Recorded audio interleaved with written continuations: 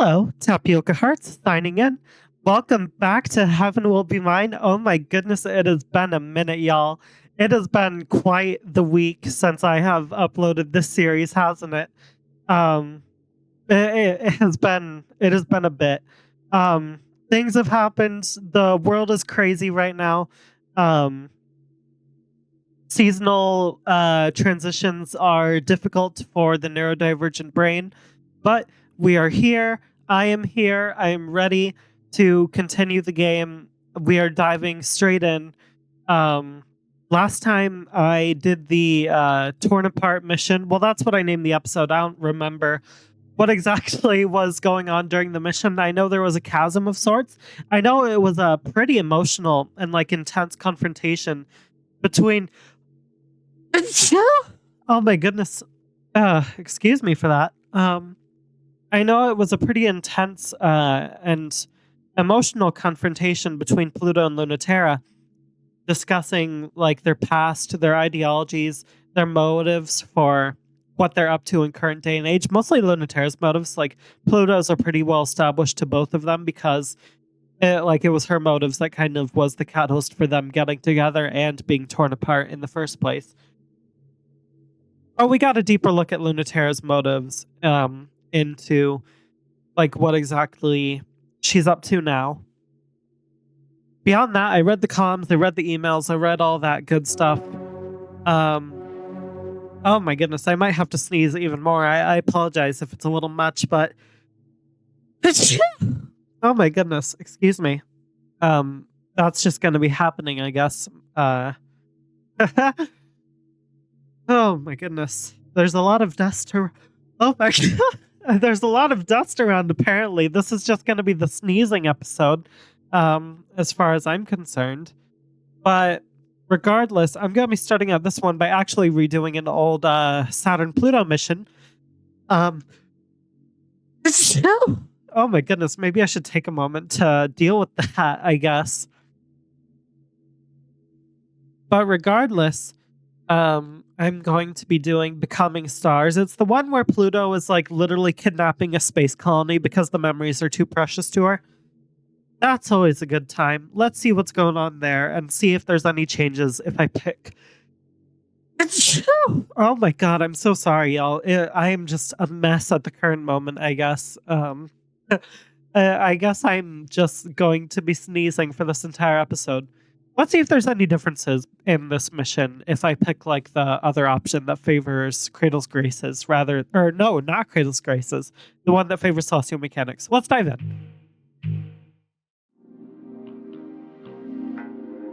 Oh, I missed this game. I missed the music. I missed these characters. I'm ready to get back into it.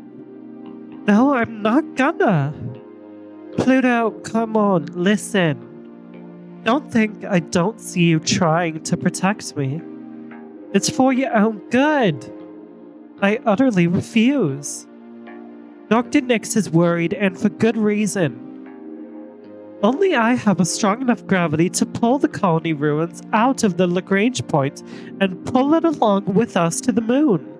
So I don't even know why we're having this conversation. Yeah, it's really important to her. She wants that thing. She cares so much about it. The tidal forces would tear you apart, and you just get in the way, and I want to have fun. Oh wait, why did I read that in Mars's voice? That was completely wrong. This is Pluto speaking. The tidal forces would tear you apart, and you just get in the way, and I want to have fun. It would be hard enough on your own, but Celestial Mechanics wants it too, and not to rebuild it or use it to reseed Ares when we win. Oh, I like that we're getting a better look at like what exactly her plans for it were, and why exactly she's taking it beyond like the surface level look we got in the Saturn playthrough. They'll finish what they started and turn it inside out into something horrible, and they'll send that annoying hijacker to do it. I'm not letting you do that alone. You never let me do anything fun.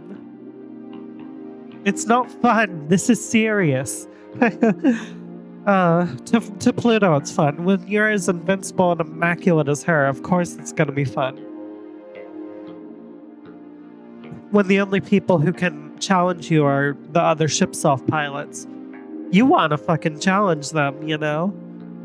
Then why are you always having so much fun? That's not the case whatsoever. I'm doing what needs to be done.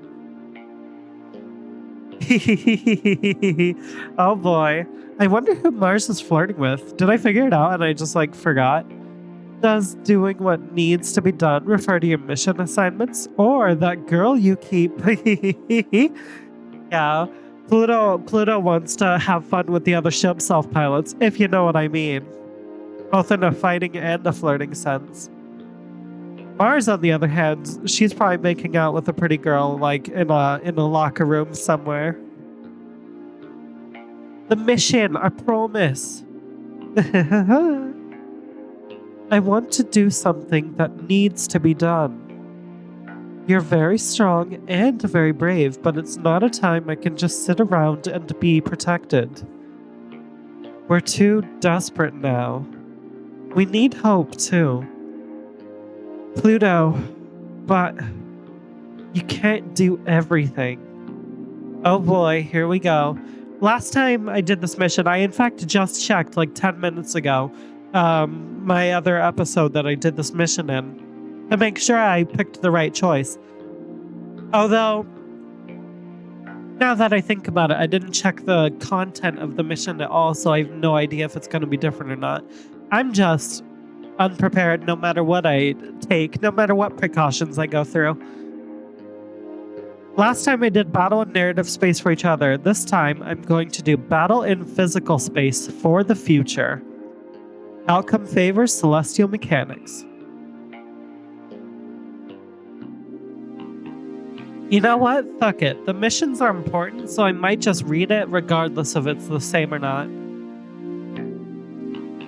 Pluto hesitates because she's not ready for this kind of fight, and Saturn is.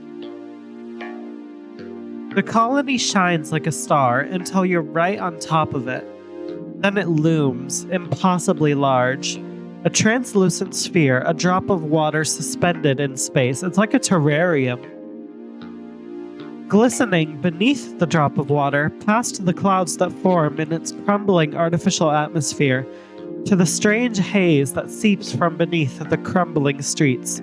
It's possible to make out the fading light of the colony's collapsing systems. God, it's such a sick idea. A massive jewel, like a clean slice taken out of Earth, and floated in space until its gravity formed into the tiniest planet, even smaller than Pluto herself. Even a tiny world is still a world. Who can touch this, move it even by an inch? Much less move the Earth by an inch. Pluto can, as we've said, as we've seen. In the previous episode, I don't even remember what episode it was, 6, I think, maybe 7. Pluto drifts slowly in orbit around the colony, waiting. Even you don't know what to do sometimes, huh? I'm kind of stumped too, if I'm being honest, but sorry. Destroying it sounds way easier than whatever they're trying to make you do. The string of pearls skates along the outer edges of the colony's ice and atmosphere. She's having fun. She's playing. For just a moment, Pluto wonders what she's doing here. Oh no, Saturn. I'm happy to see you, but I was hoping that I might be able to convince you to help me take it away. Oh yeah? What made you think that? For the same reason you thought you could convince me. The playful war of ideologies. And flirting. Yup.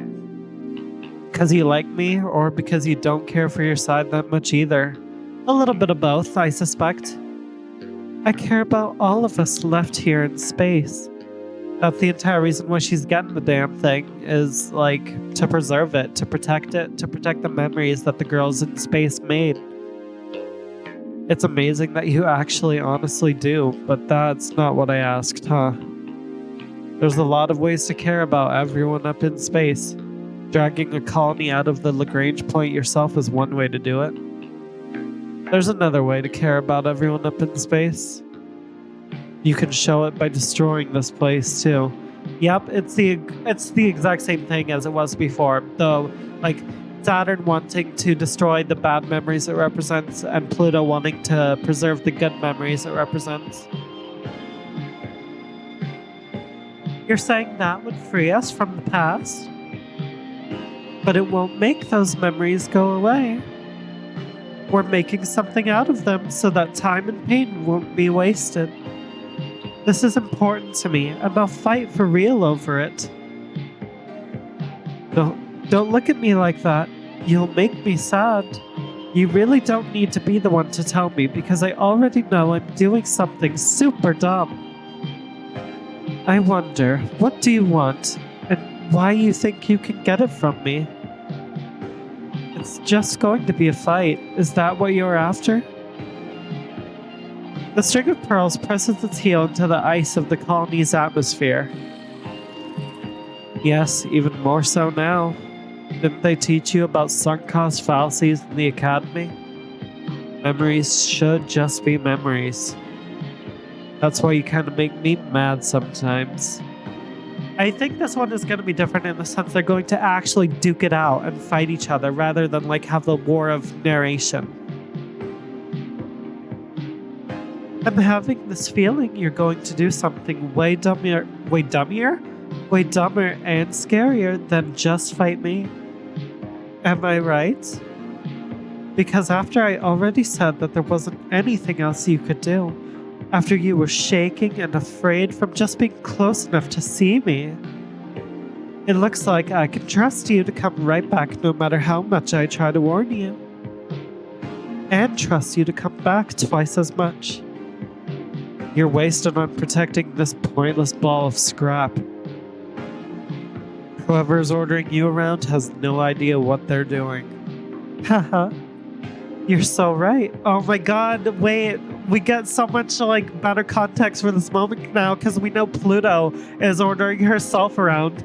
So she's kind of digging at herself like, yeah, like, I don't know what I'm doing. Oh, that's iconic. But I'm still not going to let you through. You're wasted on Cradle's Graces in general. You're telling that to the leader of Cradle's Graces, girl. It's not gonna work.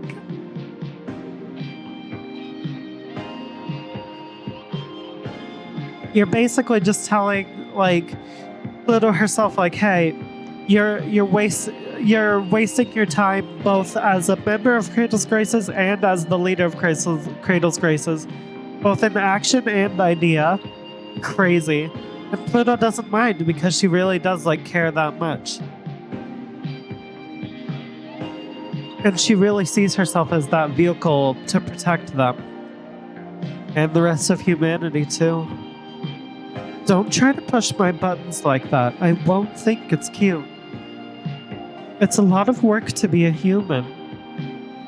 I'm not trying to be cute, I mean it. It's more for some humans than for others. You're not mad at the humans who got to be human for free? Oh, that's a fucking line. That's a fucking line. Jesus. It's a privilege to be human. That's topical. You can say that again. Have you forgotten why we're here? Because humans who wanted to be more human took the least human of us up here to see how much more human they could be. Now they want to throw you away after they learned everything they could from you. Guys, I'm so sorry if my voice sounds like super nasally or like off. Like the sneezing at the beginning of the episode totally just ruined my sinuses. Don't you resent humanity? God! Oh my goodness, this is more like perspective on Saturn's character as well after the sociomechanics ending. Because we're seeing how like she really is like resentful towards the bulk of humanity and like doesn't want to associate them, regrets being a part of them, and really just wants to distance herself and all the other queer girls, all the other traumatized girls up in space. She wants to make a life better for them and just leave the rest behind, but that's not Pluto's goal here. And it's not fair for the people who are not in a safe position to live their best life, or don't have the confidence, or don't have the bravery. I do. What do you do when someone says you can't have something? Do you think you should work twice as hard until you earn it? I don't. I want to smash it until no one can have it. You know, you're just like Lunatera. Please don't say that. You're merciless. Nobody wants to be as messed up as her.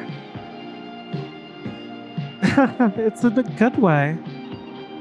Not even then, don't get me wrong. It just depresses me to see you wasted on all them. You should be having fun. You know, I wish I could come here just for that. Just to have fun. Yeah, but Pluto's got bigger goals here.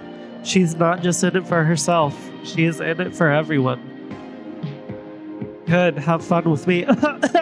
Excuse me? Wait, what? What are we doing? How are we having fun exactly? I know you want to show me mercy, lab rat to lab rat. Mutant bitch to mutant bitch. I remember that line. I feel like this mission might be the exact same, and I'm just loopy. I'm like, I'm not like keeping track of it. It has been a month, y'all, and I didn't check because I'm a dingus. That's not what we need, though, is it? I want to see the you that's having nothing but fun. I'm still getting used to this body, but I think I could still surprise you with it. And you'd like that, right? Cutting loose with no gravity to tie you down. I think about that every day. It's so tempting. What the hell does that mean? You've got to be ginger with the universe, you know, Saturn. What the hell does being ginger with the universe mean? Now that you're this strong, you've got to be careful. So much can go wrong. I'll make sure to be very careful with the universe that you love. You don't have to hold back with me, though. Oh boy. Are we gonna get another makeout session? Do I get to bear witness to that? Please tell me yes. Aren't I the only person you could go tide to tide with, holding nothing back? He made me experience high tide! That's a big promise. I don't want to come off as full of myself, but I don't want you to underestimate me either. Plastic girl to plastic girl, I wouldn't patronize you like that. It's tempting, but I wonder if you're really ready.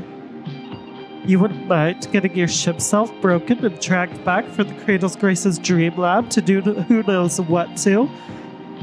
I think Saturn's into that. I'm not gonna lie. I think Saturn thinks that's hot. What? Yeah, exactly. What, is that supposed to sound bad? You really are. Oh, fine. I'm going to start easy, okay? I love the fucking dialogue in this game. Yup. Oh, here we go. They flirted enough, so neither is in the mood to lie. This is definitely different, I feel like. So no holding back. A lie to others about how strong you are, and no mercy, a lie to yourself about how strong someone else is. Oh my goodness, the narration's good too. When Pluto opens her arms wide enough for her gravity to condense, pull and tear through space, she's trusting Saturn can handle the pressure. She has faith that Saturn will outdo her. I love that about these two. And about this game is like, they don't pull punches. Like, they're willing to push each other because they know that they can take it, and it will ultimately improve the quality of the combat, the encounter, and the conversation. When you show them that you have that faith in them, that trust in them to handle it. Saturn meets Pluto's expectations with just a little bit of convulsing and shuddering. Okay, that's what we're doing here. We're just giving all the innuendo in here. Then she exceeds them by darting like a bullet, a little hot arrow of danger, and just as dangerous to the touch. Crude macula is a big target, but Saturn isn't going to be lazy this time. This is the time to be precise, to throw everything in on the vector she's flying along, to not let Pluto's tidal forces budge her a millimeter. Which is good, because even then, she only barely grazes Pluto. Goodness lord. Here we go. Pluto's faster than you could ever imagine. The universe moves away, bending to not hit her, with tides that say, "Oh, coming into orbit is fine, but no touching, that you have to work for." Wait, I feel like I remember this encounter. Oops, did I just do the same thing over again? You know what? This playthrough is a learning experience, okay? It's one of the first Let's Plays I'm ever doing. Like, I'm here to learn. I'm here to get used to things as I go, okay? That's what we're doing here. I have a goldfish brain, and I like this game. So, and I'm sure anyone who's watching this also enjoys this game and is fine with re-experiencing missions. So it's fine. That Saturn dared anyway is very bold of her. The burn on Crude macula where Saturn's light passed over Pluto stings only a little, but it was close. So Pluto takes her seriously and grabs the string of pearls by the tail, blinks her into the colony's surface, and dives after her. Holy shit, we're getting into it. Saturn is basking in the bounty of attention. It requires all of Pluto's gravitational forces to keep her contained. The string of pearls makes her feel like goo, like a cartoon, like a liquid. And with it, she's as slippery and untouchable too. Oh my goodness, I'm so sorry. Listen, it's not me, it's the game, okay? The game is doing this on purpose. We're bringing out the rubber hose physics. Others would shatter under the pressure, but String of Pearls bulges and squishes. Pluto pulls and pushes, trying to force her into a space that will sit still long enough she can deal with it. Saturn squeals in excitement until she can stop giggling long enough to push Pluto off with an electric burn. God, that's so cute. I love them. Aww. Pluto can't help but laugh too. It's funny how much nothing is working even though she's trying as hard as she can. That makes her want to work as hard as she can. Lab-grown girls know. Vat-cultured girls know. Carefully indoctrinated, carefully raised, special gifted girls. They all know. Heroes want to hold us, but we don't need them at all. What we need is each other. Rather than bandages and kindness, the stake of pressing wounds together is the medicine we need. No boy who wants to heal your wound is worth the one who will tell you your wound is there. Fucking preach. Wounds are how we know we're alive. I can't believe it. Me neither. I really thought I'd actually be the one beating you. You didn't lie, though. You really could endure it. All of it. Yeah, tell me more. Show me more. Maybe not on YouTube. I mean, what? The colony is much worse for wear. Saturn shattered against it many, many times. Pluto broke across it a few times, too. I can see how this favors celestial mechanics because they ended up successfully destroying the colony. Like, Pluto's not going to be able to take it back in a good condition.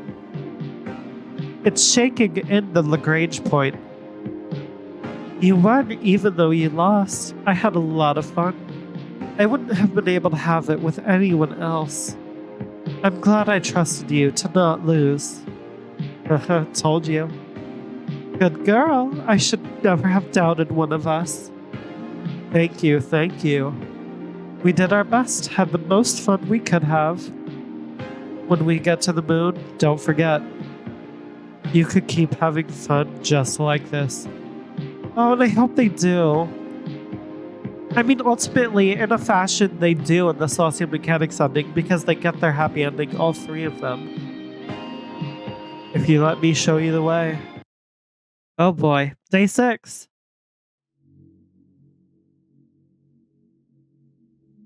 Alright. Cradle's Graces is the most favored, but Sociomechanics and Memorial Foundation both have a few. I really am going to have to start just completely favoring Memorial Foundation if I want to follow the guide that I'm following. Or we could just say fuck it and I just pick the choices that make the most sense in the moment. Either way, let's talk to Mars. Hello, Mars, my bestie, my best friend, Mars. Hey, Pluto, can I ask something? Clear up your sector first, and then we can talk. Already did. Really? Are you being honest with me? There's a few stragglers left, but they don't count. Wow. I'm actually impressed. Haha, whatever. Driving back the ships was simple. They were totally easy.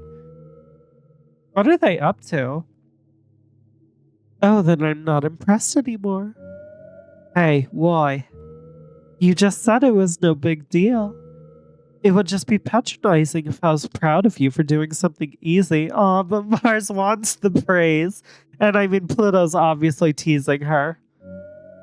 You were impressed just a second ago. Empty praise is bad for you. Then don't make it empty. Aw, don't sulk. I'm not sulking. It's hard to impress you. That's not true. You impress me a lot. When have I ever? I think Pluto teased a little too much this time because Mars is straight up just texting like normal punctuation, like periods only, no exclamation marks. You impressed me by the way you tried way too hard to support girls like me when we were awkward, weird, annoying, and had no idea what we were. Ah, that's an embarrassing way to put it. And you weren't those things. I was, and that's why I love you. It's cute when you're overprotective. Oh, speaking of, you impressed me by the way you make girls mad at you. How is that a compliment? They wouldn't get so mad if you didn't make them care. That's still not really a compliment. If she can't hold a relationship, don't rub salt in the wound. You're so mean. I'm not joking. I mean, what I admire is the way you make it up after you mess up. You mess up a lot, but you say sorry a lot, and you mean it. After, you're different. Not everyone is like that. When you don't change, you still make them feel worth it. That still feels not great. You fight a lot, but it's never a war. You never scorch earth, and you always say you're sorry in the end. Not everyone can fight like that. You wanted to ask if we were too cavalier about that war the other day, but you really are the only one who keeps it so unserious. You're so serious about not making it serious. Oh God, am I a Mars Kitty? That's, I'm gonna have to think about that. I'm really gonna have to think about that if she didn't respond. Oh dear. You're so serious about not making it serious. I'm gonna, like, put that, like, in my, like, journal or something. The journal that I definitely keep, which I don't. But it's a good quote. It resonates with me. All right. Subject, Mars resignation attempt. Excuse me? Origin pilot personal records for your eyes only. Author Memorial Foundation Cold War archives. Excuse me? Hold on. What the heck is going on here? Mars, you okay, girl? Mars, we present this to you as a token of your hard work from Memorial Foundation Existential Safety. Your tireless work for Earth is recognized. The war is ending soon. So that was this when Mars was still working for what's it called? What's it called?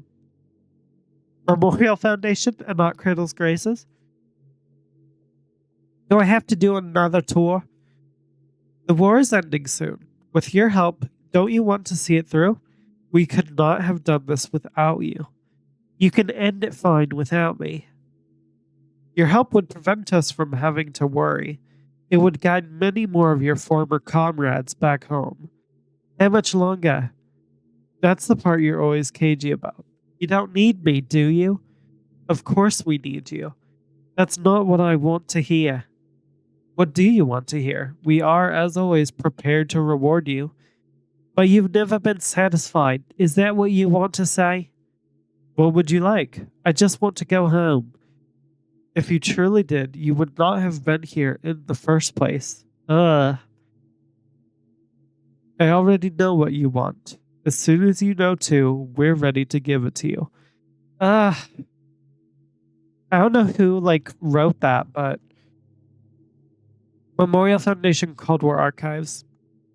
Entitled piece of shit. Manipulative. Don't like it. Subject, Dr. Nick's assessment. Origin, Memorial Foundation Executive Committee Annual Report. Author, Field Commander Europa. More Europa. Dr. Nix was always a controversial figure. Her theories were attractive. Is the woman herself attractive? Please tell me. But there had always been complaints that they had little basis in reality. Yet, by virtue of challenging the nature of reality, her theories had a way of putting it that made you feel as if you were the compromised one. You, the one unable to see things objectively. Given that the nature of the universe is verifiably one that is defined by humans, it's easy to give these particular theories credence. The Memorial Foundation, in particular, has the most successful post-war NGO in dealing with existential threats cross-culturally and internationally, was obviously attracted to a possible proactive approach in the Cold War rather than a reactive one. Isn't the entire point of the Cold War that you should not be proactive? As unproactive as possible, actually? I don't know. I didn't study that in a history class. And if I did, I forgot about it. Humans are not yet human enough. An extremely arresting slogan. Truly, who is human enough? That's the fucking question, isn't it? Especially that humans already know everything that is necessary to be human. We simply have failed to accurately and completely internalize it. Outside of gravity, we will achieve true humanity. Rather than advocating a revolution of humanity through technology or biology, Dr. Nix believed that we simply had not created a culture sufficient for the full potential of humanity. Basically, she's an activist, is what I'm hearing. In her view, humanity are perfect neurons in a jumbled circuit. By arranging correct human knowledge in the proper order, we could bypass the flaws in our universe. Her insistence on incorporation, rather than rejection, of existentially threatening elements was the fundamental cause of her failure to attract mainstream acceptance of her theories. Okay, hold on a second. I feel like I just had a eureka moment. Insistence on incorporation rather than rejection of existentially threatening elements is part of the existential threat, like the devils from We Know the Devil. And Dr. Nix believes in incorporating your devil rather than rejecting it, which was kind of the message of that game. And that's why she's not receiving mainstream support, because people are scared of the devils, so to speak. Hold on, I might be onto something. I might be cooking. Dr. Nix decreed the narrow-minded individuals who let petty prejudice narrow their conception of what could or should count as human While in her view, humanity should encompass all that is and all that is not, others believed that the fundamental division was crucial to the definition of humanity.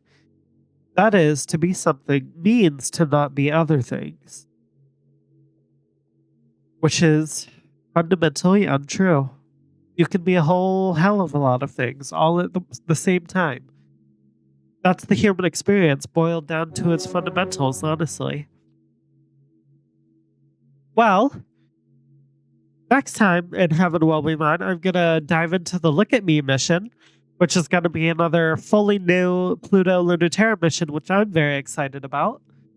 And I'll get to that mission, and as well as any comms and emails that reside beyond it, next time. Thank you for watching. See ya later.